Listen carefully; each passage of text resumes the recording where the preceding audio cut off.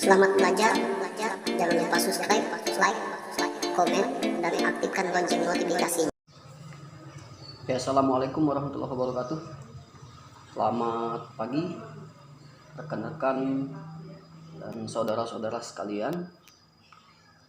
Selamat berjumpa kembali dengan saya ya. Karena dulu kalau saya tidak salah kelas saudara ini sudah pernah saya ampu pada mata kuliah fisiologi kalau saya tidak salah itu ya. Kelas B ini ya. Nah, hari ini kita ketemu kembali dalam perkuliahan yang berbeda, di mana pada semester 5 ini saya diamanahkan oleh program studi untuk mengampu mata kuliah pendidikan kesehatan sekolah ya. Jadi hal-hal yang berkaitan dengan kekurangan di perkuliahan kita pada semester 2 yang lalu, saya harap itu dijadikan pembelajaran untuk kemudian di semester 5 ini tidak ada lagi kesalahan-kesalahan yang terulang yang dahulunya kita buat seperti itu ya.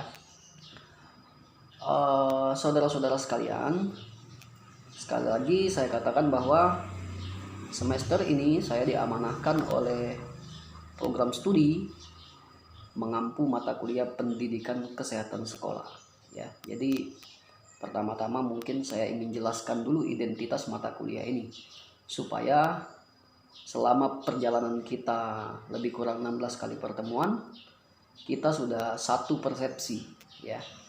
Satu persepsi dan satu tujuan, sehingga seluruh capaian pembelajaran dapat kita jalani dengan sangat mudah seperti itu. Sehingga ilmu yang kemudian kita harapkan dapat terrealisasi dengan baik. Ya. Saudara-saudara sekalian, jadi mata kuliah pendidikan kesehatan sekolah ini jika kita deskripsikan mata kuliah ini akan memberikan pemahaman kepada saudara mengenai nanti pengertian sehat dan sakit. Kemudian kita akan memahami mengenai konsep kesehatan remaja. Selanjutnya pengenalan diri pada gangguan kesehatan. Kita juga akan kenal pada falsafah ilmu kesehatan, pengertian hidup sehat itu apa, sampai pada nanti tingkat tertinggi di mana saudara bisa membuat program mengenai usaha kesehatan sekolah atau unit UKS yang pada masing-masing sekolah itu wajib punya seperti itu ya. Nah, jadi kira-kira itu gambaran dari mata perkuliahan kita. Nah, yang paling penting dari mata kuliah ini nanti saya harapkan saudara-saudara ketika menjadi tenaga pengajar atau menjadi tenaga pendidik ya, itu mampu membuat para siswa yang pada saat itu berada pada masa pertumbuhan atau pada masa remaja itu mampu melalui ilmu ini mampu menolong mereka dalam hal tumbuh dan kembang menjadi pribadi yang sehat seperti itu. Nah, jadi grand design-nya seperti itu yang kita harapkan ya. Jadi kira-kira itu ya, itu yang menjadi gambaran dari manfaat mata kuliah kita, deskripsi mata kuliah kita ya. Nah, capaian pembelajaran yang saya tekankan untuk mata kuliah kita ini ada 6 ya. Jadi ada 6 yang kemudian nanti kita akan gali bersama ya, dari capaian pembelajaran yang harus kita capai seperti itu. Yang pertama, 1, mampu memahami pengertian sehat dan sakit. Nah, jadi nanti materi capaian pembelajaran yang pertama kita arahkan bagaimana nanti saudara mampu memahami pengertian sehat dan sakit ya. Kemudian capaian pembelajaran yang kedua, mampu menjelaskan kebutuhan sehat ya, kebutuhan hidup sehat. Ini maksudnya kita akan menggali seluruh informasi, seluruh pemahaman kita mengenai bagaimana cara kita untuk hidup sehat itu seperti apa, ya. Itu yang kedua. Kemudian yang ketiga, menjelaskan tahapan tumbuh kembang. Ini yang tadi saya katakan bahwa pada saat Anda mengajar, pada saat Anda mendidik di sekolah Anda, kita harus sadari bahwa siswa kita merupakan siswa yang berada pada fase tumbuh kembang. Karena mereka berada pada usia remaja, ya. Kalau SD anak-anak, tetapi mulai dari SD sampai pada SMA itu tahapannya mereka sedang berada pada fase remaja. Sehingga kita katakan sebagai fase tumbuh kembang. Sehingga kita harus mengarahkan mereka bagaimana caranya nanti, ya, memulai menyusun kerangka tumbuh dan kembang bagi mereka. Kemudian kita mampu mengajarkan kesehatan reproduksi yang baik bagi mereka. Mereka sudah harus kenal, ya. Kemudian bagaimana cara mengajarkan gaya hidup sehat untuk remaja itu seperti apa. Nah, jadi itu pada capaian pembelajaran yang ketiga. Kemudian yang keempat, mampu menjelaskan cara menjaga kesehatan pribadi, ya. Nah, pada poin ini kita akan ajarkan mereka nanti bagaimana kemudian mereka menjaga kesehatan pribadi mereka. Nah, selanjutnya, mampu menjelaskan trias UKS. Ini yang tadi saya katakan bahwa harapan kita bersama adalah bagaimana Anda nanti mampu membimbing siswa-siswanya untuk mendirikan UKS, untuk menjadi pembina UKS, ya. Dan yang terakhir, menerapkan keilmuan kita di sekolah berdasarkan kaidah ilmu kesehatan. Nah, pada poin ke-6 ini nanti mekanismenya kemungkinan besar kita akan melakukan observasi lapangan. Jadi ini proyek akhir dari perkuliahan kita. Jadi itu capaian pembelajaran yang kita harapkan, ya. Selama lebih kurang 16 kali pertemuan, sumber yang saya gunakan sebagai bahan ajar untuk kita itu yang pertama, saudara bisa pakai buku terbitan Depkes, ya, Departemen Kesehatan tahun 2002. Judul bukunya Pedoman Pembinaan dan Pengembangan UKS, ya. Terbitan TP UKS Pusat. Kemudian yang kedua, saudara bisa baca buku-buku ilmu kesehatan masyarakat, ya. Nah, kalau mau pakai bukunya Ibu Indan Enjang, ya, itu terbitan tahun 2000, bisa juga dipakai seperti itu. Atau seluruh buku-buku yang berkaitan dengan kesehatan sekolah dan kesehatan masyarakat, ya. Silakan pakai apa saja, ya, seperti itu sumber. Nah, selanjutnya untuk penilaian. Nah, ini yang penting. Penilaian itu harus kita pahami dan harus satu persepsi bersama. Jangan sampai nanti setelah proses perkuliahan selesai ada yang protes. Saya ingin bahwa penilaian kita harus akuntabel, ya, seperti itu.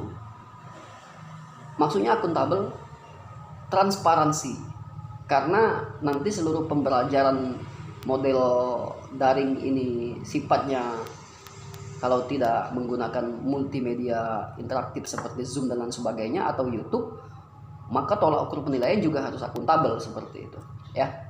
Nah, apa yang saya akan nilai dari proses pembelajaran kita ini, yang pertama adalah absensi kehadiran saudara, ya. Absensi kehadiran saudara.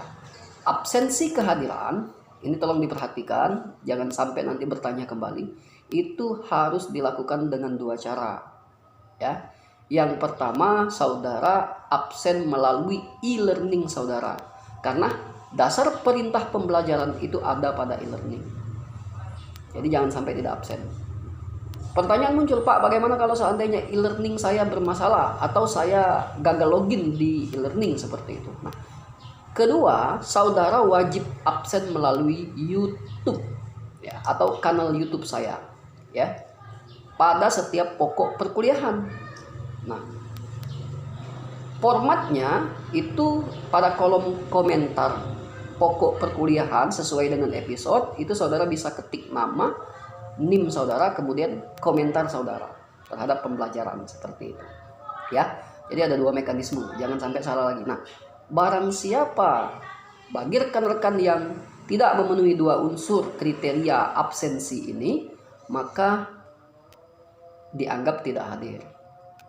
Lantas batas waktunya seperti apa? Batas waktu yang saya berikan itu lebih kurang selama 1 minggu. Jadi kita belajar santai. Saudara bisa absen kapan saja. Yang penting kurun waktunya 1 minggu. Misal hari ini di YouTube ya, khusus absen di YouTube. Hari ini saudara belajar. Ini kan sekarang kita sedang belajar. Nah, batas absensi, batas pemahaman materi yang saya berikan melalui absensi saudara itu minggu depan saat kita belajar lagi. Lewat dari situ saya anggap saudara tidak ikut perkuliahan saya. Ya, bisa dipahami ya. Oke. Selanjutnya aktivitas harian. Aktivitas harian ini maksudnya mengenai keaktifan saudara, kemudian tanggung jawab saudara terhadap perkuliahan ini pada ranah afektif lah, seperti itu ya. Nah, penilaian selanjutnya dari mid semester dan ujian semester ya, ini di mana-mana seperti itu. Nah, selanjutnya tugas-tugas. Nah, tugas-tugas saya memberikan tugas itu melalui kanal YouTube. Jadi perhatikan setiap detik pembicaraan saya di YouTube, karena bisa saja saya memberikan tugas itu dari percakapan saya di YouTube itu.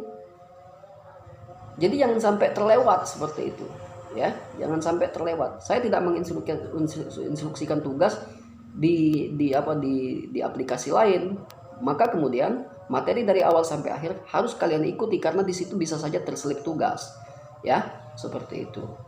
Nah, tugas-tugas pokoknya nanti dicek di YouTube seperti itu. Nah, ada poin tambahan jika saudara merasa gagal pada setiap sesi yang lainnya. Apa itu? Poin subscriber. Pertama, Anda wajib melakukan subscriber terhadap channel YouTube saya. Itu yang pertama. Subscriber diri seperti itu. Kemudian, Anda juga harus mencari subscriber pada setiap episode. Tambahan 1 subscriber. Nah, ini nanti akan saya akumulasikan dan akan saya jadikan bonus bagi saudara dalam memberikan nilai seperti itu ya. Nah, untuk kontrak perkuliahan ini nanti saya akan kirim ke ketua tingkat, kemudian ketua tingkat nanti akan disebarkan ke kelas saudara seperti itu ya. Jadi itu pengantar perkuliahan kita pada hari ini. Mudah-mudahan dapat dimengerti. Nah, minggu depan kita sudah masuk ke materi pertama ya, materi kedua, materi kedua. Kita sudah mulai bahas materi kedua ya. Terima kasih untuk pemahaman saudara pada hari ini. Saya mohon maaf kalau seandainya terdapat kekeliruan pada pengantar perkuliahan kita pada hari ini, dan saya akhiri, wassalamualaikum warahmatullahi wabarakatuh.